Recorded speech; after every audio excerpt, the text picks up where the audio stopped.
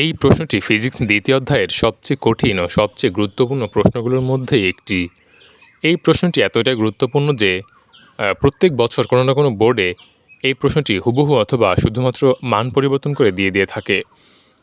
আজকে আমি তোমাদেরকে এই প্রশ্নটি এমনভাবে সমাধান করে দেখাবো যে তোমরা ভিডিওটি সম্পূর্ণ দেখলে এই প্রশ্নটি তোমাদের কাছে একদম সহজ বলে মনে হবে এবং পরীক্ষা আসলে তোমরা এটি খুব অল্প সময়ে এবং নির্ভুলভাবে সমাধান করতে পারবে ইনশাআল্লাহ। চলো তাহলে শুরু করি আজকের এই প্রশ্নটির সমাধান।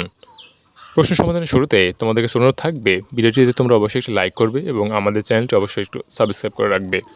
প্রশ্নে বলা হয়েছে একটি কার 2.5 মিটার পার সেকেন্ড স্পিডের সমতরণে স্থির অবস্থা থেকে যাত্রা শুরু করলো এবং একই সময়ে অপর একটি কার প্রথম কারটির 50 মিটার পেছন থেকে 63 কিলোমিটার পার আওয়ার সমবেগে যাত্রা শুরু করলো। এখন প্রশ্নটি বিশ্লেষণ করে দেখা যায় প্রশ্নে প্রথম কারের ত্বরণ আদিবেগ দিয়ে দিয়েছে এবং দ্বিতীয় গাড়ির বেগ দিয়ে দিয়েছে এবং বলা হয়েছে দ্বিতীয় গাড়িটি সমবেগে যাত্রা করে এবং আরও বলেছে যে দ্বিতীয় গাড়িটি প্রথম গাড়ির 50 মিটার পিছন থেকে যাত্রা শুরু করেছে। এখন চলো দেখি আমাদের প্রশ্নে কী চাওয়া হয়েছে।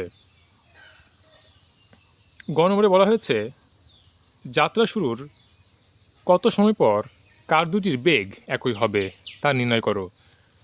চলো দেখে নেওয়া যাক সবচেয়ে সহজে কিভাবে এই প্রশ্নটি সমাধান করা যায়। গ নং প্রশ্ন সমাধান করার শুরুতেই আমরা দ্বিতীয় গাড়ির বেগ যেটি কিলোমিটার পার আওয়ারে দেওয়া ছিল সেটিকে মিটার পার সেকেন্ডে প্রকাশ করে নিয়েছি। এখন যেহেতু প্রশ্নে বলা হয়েছে কত সময় পর কার দুটির বেগ সমান হবে, কাজে আমরা বেগ নির্ণয়ের মাধ্যমে সময় টি বের করব। এখন আমরা ধরে নিয়েছি টি সময় পর কার দুটির বেগ সমান হবে।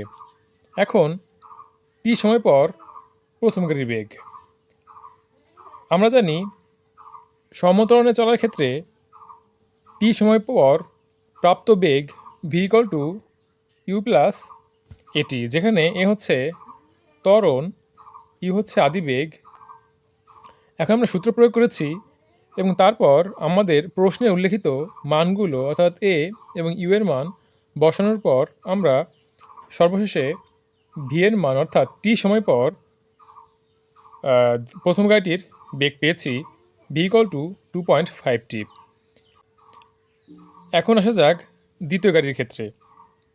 যেহেতু দ্বিতীয় গাড়ি সমগ্র পথ সমতরণে চলেছে, কাজেই টি সময় পরেও গাড়িটির বেগ পূর্বে বেগের সমান থাকবে, অর্থাৎ পূর্বে ছিল 17.5, এখনও 17.5ই থাকবে। এখন যদি বলা হয়েছিল যে টি সময় পর কার দুটির বেগ সমান হবে, কাজে এখন আমরা বলতে পারি ভি ইকুয়াল টু 17.5, অর্থাৎ 2.5টি সমান 17.5। কাজে আমি পরবর্তী লাইনে লিখব 2.5টি ইকুয়াল টু 17.5। এখানে দেখো আমরা এখানে লিখেছি 2.5টি ইকুয়াল টু 17.5 এবং এটাকে সমাধান করে আমরা টি এর মান পেয়েছি 7 সেকেন্ড, অর্থাৎ 7 সেকেন্ড পর কার দুটির বেগ সমান হবে।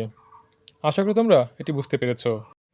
এখন দেখি ঘ নং প্রশ্নে কী চাওয়া হয়েছে।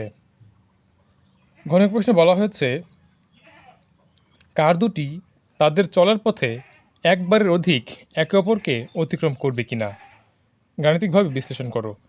চলো এই অঙ্কটি কীভাবে সবচেয়ে সহজে সমাধান করবে সেটি দেখিয়ে দেই। যেহেতু প্রশ্নে বলা হয়েছে যে কার দ্বয় তাদের চলার পথে একের অধিকবার তারা এক অপরকে অতিক্রম করবে কি না, সেজন্য আমরা ধরে নিয়েছি যে হ্যাঁ, টি সময় পর কার দুটি একে অপরকে অতিক্রম করবে। এখন আমরা বিভিন্ন ধাপ অনুসরণ করে টি এর মান যদি একাধিক পাই তাহলে কার দ্বয় একে অপরকে একাধিকবার অতিক্রম করবে। আর যদি টি এর মান একটি পাই তাহলে একাধিকবার একে অপরকে অতিক্রম করবে না। কাজেই এখন আমরা ধাপে ধাপে টি এর মানটি বের করব। টি এর মান বের করার জন্য সর্বপ্রথম আমরা টি সময়ে প্রথম কার কত দূরত্ব অতিক্রম করে সেটা বের করে নিয়েছি এবং সেটাকে S1 হিসেবে বিবেচনা করেছি। এরপর টি সময় পর দ্বিতীয় কারের দূরত্ব আমরা বের করেছি। এখন তোমরা এই চিত্রটি লক্ষ্য করো। এখন আমরা ধরে নিয়েছি এই বিন্দুতে তারা মিলিত হবে। কাজেই টি সময়ে প্রথম কারের অতিক্রান্ত দূরত্ব S1 এতটুকু, এবং যেহেতু দ্বিতীয় কারটি প্রথম কারের চেয়ে 50 মিটার পিছন থেকে যাত্রা শুরু করেছিল, কাজেই দ্বিতীয় কারের অতিক্রান্ত দূরত্ব এটুকু। এখন অর্থাৎ S2 হচ্ছে এতটুকু। এখন আমরা দেখো এই সমগ্র পথ থেকে যদি আমরা এই S1 অর্থাৎ প্রথম গাড়ির অতিক্রান্ত দূরত্ব বাদ দেই, তাহলে আমরা এই 50 মিটারটা পাই। সেটা এখানে আমরা সমীকরণ আকারে লিখেছি। অর্থাৎ S2 থেকে, অর্থাৎ এই সমগ্র পথ অর্থাৎ S2 থেকে তোমাদেরকে একটু পরিষ্কার করে দেখাই। দেখো এই সমগ্র পথ S2 থেকে যদি আমরা S1টা বাদ দেই, তাহলে আমরা এই পথটুকু পাই যেটা 50 মিটার। সেটা এখানে সমীকরণ আকারে লিখেছি। অর্থাৎ S2 বিয়োগ S1 সমান 50। এখন আমরা পূর্বে S1 এবং S2 এর মান বের করেছি। এখন এই মানগুলো আমরা এই সমীকরণে বসাবো। দেখো আমরা S2 এর মান পেয়েছিলাম 17.5t এবং S1 এর মান পেয়েছিলাম হাফ অফ 2.5t স্কোয়ার। এখন যেহেতু এখানে হাফ রয়েছে, সেজন্য আমরা উভয় পাশে 2 দ্বারা গুণ করেছি যাতে হাফটা উধাও হয়ে যায়, যার ফলে আমরা এই সমীকরণটি পেয়েছি। এবং তারপর এই সমীকরণটিকে আমরা তার পরবর্তী লাইনে সাজিয়ে লিখেছি।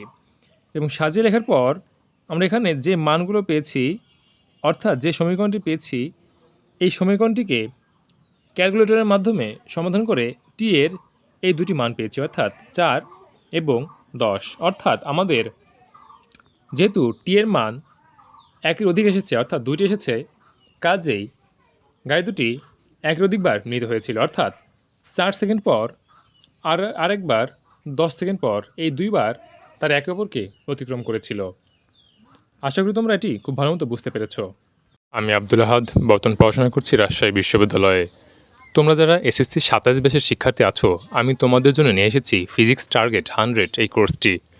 এই কোর্সটিতে 6 মাসের মধ্যে তোমাদের বোর্ডের যতগুলো অধ্যায় আছে সবগুলো অধ্যায়ের বেসিক থেকে অ্যাডভান্স পর্যন্ত বোঝানো হবে, এবং তারপর তোমাদের বিভিন্ন বোর্ডে আসা অর্থাৎ প্রতিটি অধ্যায় থেকে বিগত সালে যে প্রশ্নগুলো এসেছে সেগুলো তোমাদেরকে ধরে ধরে সমাধান করানো হবে ইনশাল্লাহ। বিগত 5 বছরের অভিজ্ঞতা থেকে আমি তোমাদেরকে ফিজিক্স এমনভাবে বোঝাবো যে ফিজিক্স তোমাদের কাছে কোনো কঠিন বিষয় বলে মনেই হবে না ইনশাল্লাহ। তোমরা যারা আমাদের এই কোর্সে যুক্ত হতে চাও, হোয়াটসঅ্যাপে নক করো।